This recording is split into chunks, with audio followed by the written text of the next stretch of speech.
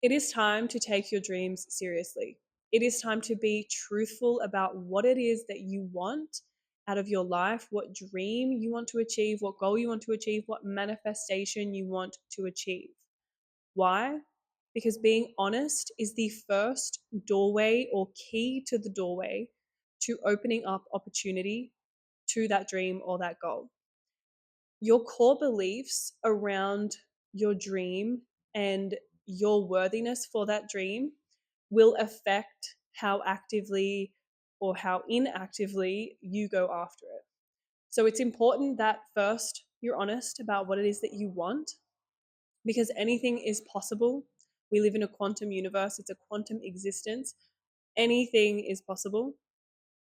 But if you're not honest, you're going to constantly live in this disservice loop that will cause more dysregulation in your body.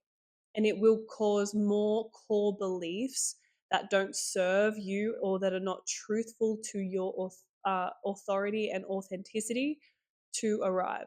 For example, let's say you have the dream of becoming a famous singer. Amazing. You can absolutely do that. But currently you're working at a restaurant and you don't like to talk about the fact that you want to be a singer because it's really cliche that singers are waitresses or they work in hospitality, and you just don't want to deal with those sorts of things. That's fine. That's not the community that you share that information with.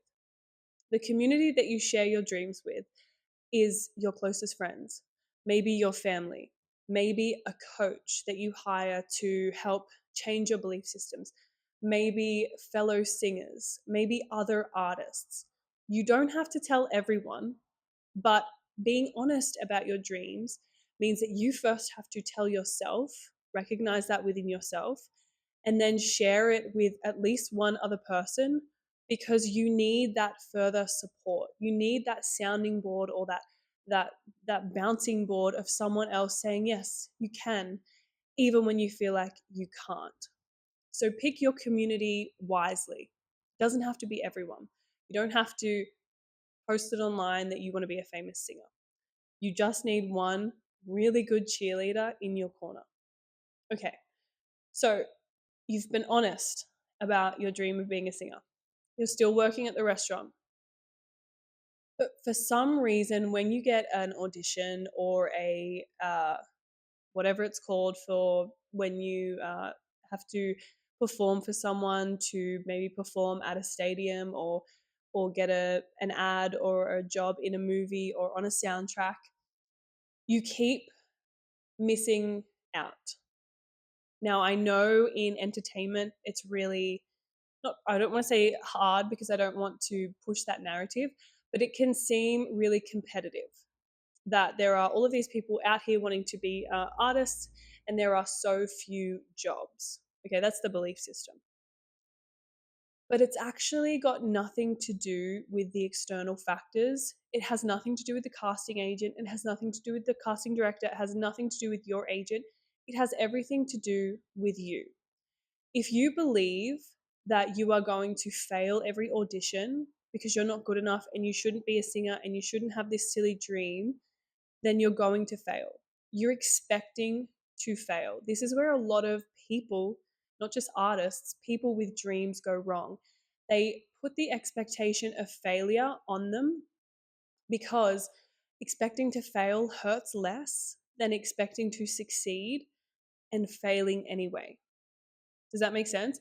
When you want to succeed, but actually you're afraid of success because all you know is failure, and you can predict failure and you can get out of failure. But if you succeed and all of a sudden you have what you want, but then it goes wrong, or someone takes it away from you, or you succeed and someone comments, that's a really terrible song, why did you hire that person? Can you control that? Are you ready for that? Do you have proof of getting through that next hurdle? No. So your nervous system triggers this cortisol response, it triggers this adrenal response to your dream and subconsciously cuts you off from achieving anything, from getting past the hurdle that you so desperately believe you want to get past, But the core belief below is saying, no, no, no, that's not safe. It's not safe to go any further than this part, so we're not actually going to go any further. You could have the most amazing talent in the world, but if your core beliefs don't believe you deserve that success, it's not going to happen. So this is where the fear, the expectation to fail is so important for you to understand. And this is across the board. It's not just artists and singers. It's everyone with a dream. You are constantly telling yourself that failure is easier because you can predict failure and you can predict how you will feel when you fail. Oh, well, I failed. I wasn't expecting to succeed anyway. I had a feeling I wouldn't get the job. I always fail, so oh well, next one. It's like that age-old uh, thing of, leave them before they leave you. Control the heartbreak. That is what this sense of not being honest about your dreams creates, because you want to control the heartbreak before there is even a heartbreak. You're controlling the what ifs because you expect to fail, because you expect that you're not worthy of your dreams, because you haven't authentically accepted the dream that you have. And you probably fear what other people are going to think as well, which is a whole different topic. And we'll save that for another video, because otherwise I'll be sitting here talking for hours. But it's time to accept your dreams and your goals for what they are. And like I said, you don't have to share them with everyone, but you have to be honest with yourself about what you want, so that you can find what the fears are that are stopping you from getting it, so that you can find the core beliefs that are hindering you from progressing. Because I want you to do an experiment or a little exercise once you finish this video. I want you to write down what your dream is, like your big, big goal, dream. Maybe you haven't admitted it to anyone. Write it in a private place. Then I want you to write down all of the positives about achieving that, like what you will achieve. Maybe it's recognition, love, money, whatever it is. Put as many as you can think of. And then underneath, I want you to put the cons, like the negatives of achieving that dream. And I want you to be honest. And I want you to dig deep. And I want you to put every single thing that you think of. It could include, changing. Like, I'll have to change. I'll be someone different. I fear I'll be someone different. I'll lose friends. I'll, be embarrassed, or I'll be seen more. I'll be heard more. All of the things that you perceive as your fears. And then with those fears and those positives, I want you to notice, is there more positives than negatives, or are there more negatives than positives? And then I want you to do, last step, I want you to, with the positives, think of a time where in your life you have achieved that sense of success. Maybe you haven't achieved all the money that you want, but have you achieved something amazing that made you feel how you will feel when you get that paycheck, or when you get that contract? Or do you know what I mean? Like, I want you to try and figure out what examples in your life do you already have where you felt that amazing feeling of success and validation, and write that down underneath it.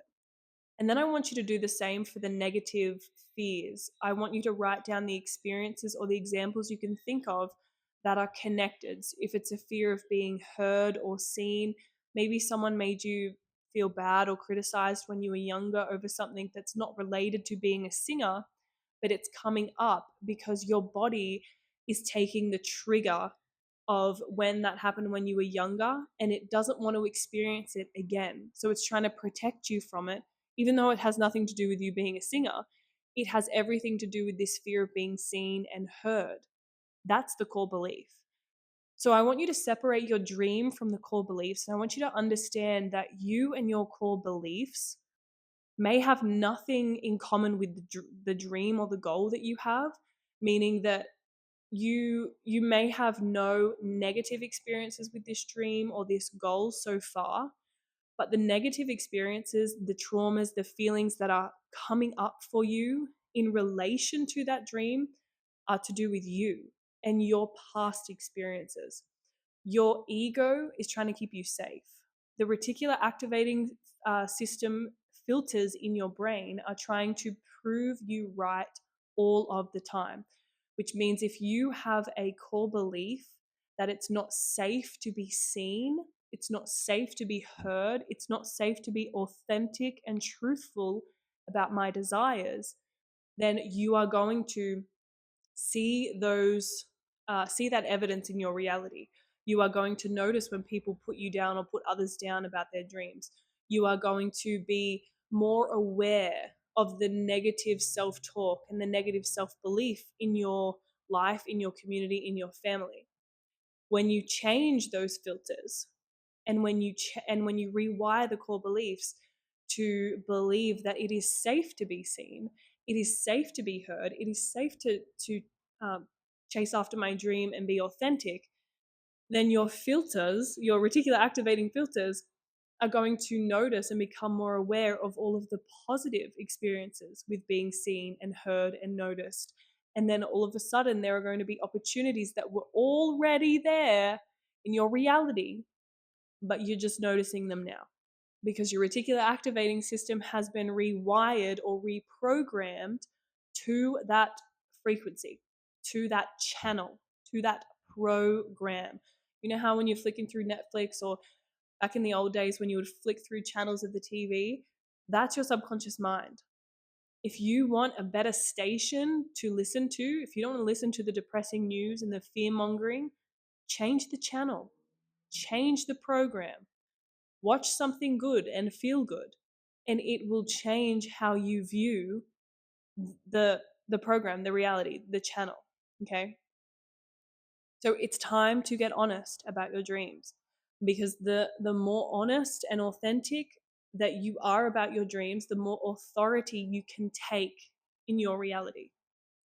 And also, one thing that a lot of people don't realize or talk about is that when you step into your authenticity, when you start to be more truthful and step into your authority, you give other people permission around you to do that as well. You open up the floodgates of opportunity for other people around you. Whether or not that was your intention, it happens because you are cutting off the societal conditioning that is telling you no. You are cutting off the societal conditioning that is telling you, oh, that's cringe, or that's embarrassing, or don't do that, or just have a day job. You're cutting it off, which means you're stopping the flow on effect coming through to you. So the person next to you is now getting that societal conditioning from the other side, but it's getting the support and the self-belief and the maverick style existence from you. So this is an amazing thing to watch happen unfold in your community, especially when you're more of like the cycle breaker, when you're the person who's starting it, who's doing the thing, who's going against the grain. And you will start to watch these seeds be planted in the people around you. It may be slow, but you'll start to notice differences. New conversations will happen. New opportunities will be brought to you. New things will start to replace the old crusty beliefs and limited programs, because they have to. When you are no longer, let's take like the TV, for example, when you're no longer watching something heavy like, I don't know, the news, or even true crime, like programs that are quite heavy in their substance matter. Not all the news, but you know what I mean. If you stopped watching those things, all of a sudden you would have new space in your time, in your awareness, in your brain for a new type of program. So all of a sudden, maybe you're watching manifestation videos, you're watching law of attraction videos, you're watching, the good side of the world, you're watching all of the good that people do and humanity does. So you've gone from the extreme end of, true crime and these sort of, because true crime is heavy. We're talking about crimes. We're talking about, heinous crimes that people do. That is going to seep into your subconscious mind and affect you in some way, somehow. Everything we consume affects us. That's why it's called consumption. We absorb it. And so now all of a sudden you're watching all of these, different videos, and you have new belief systems. You have new operating systems in your brain of how you believe the world works, of maybe the goodness in the world. Maybe you lost faith in humanity watching the true crime, but now you have faith restored. Who knows? That's just an example of what your attention will give you. And that's just from like watching TV. Imagine the effects that happen on a subconscious psychological level that we aren't aware of unless we become aware of them.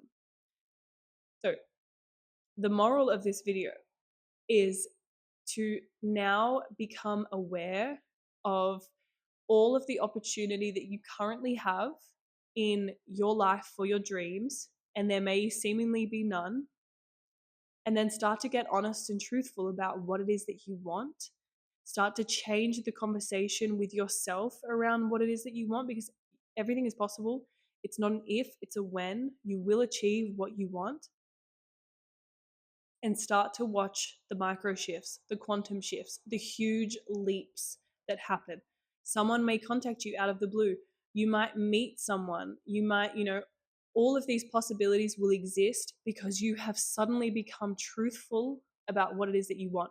You have accepted the path of least resistance.